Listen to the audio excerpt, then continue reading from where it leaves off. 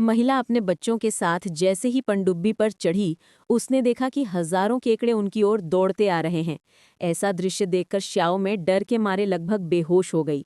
वो जल्दी जल्दी बच्चों को छिपने के लिए कह रही थी और खुद सामने खड़ी होकर लगातार गोलियां चला रही थी, लेकिन बंदूक की गोलियां सीमित थीं। असल कहानी की शुरुआत 2 दिन पहले से होती है। उसका पति परिवार के साथ यॉट चलाकर समुद्र में घूमने गया था, लेकिन अगले दिन जब वे उठे तो देखा कि समुद्र का सारा पानी अचानक गायब हो गया है। चारों तरफ बस एक सुनसान समुद्र तट बचा था। उन्होंने वायरलेस से एक आदमी से संपर्क किया। उसने बताया कि धरती के चुंबकीय क्षेत्र में गड़बड़ी हो गई है, जिसकी वजह से समुद्र का सारा पानी खिंच गया।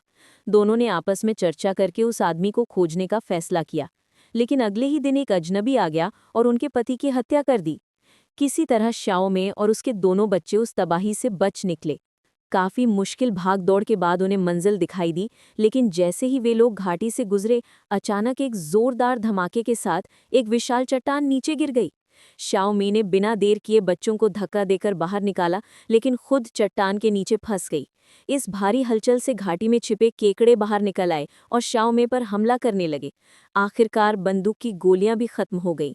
ठीक इसी नाजुक घड़ी में बेटी ने किसी तरह मां को खींचकर बाहर निकाला।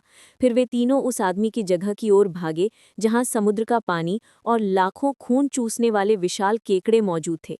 वे लोग किसी तरह पनडुब्बी में घुस पाए। अचानक उसका बेटा जोर से चिल्लाया। असल में समुद्र का पानी अल्ट्रा वायलेट किरणों के साथ तेजी से वहां उमड़ रहा था।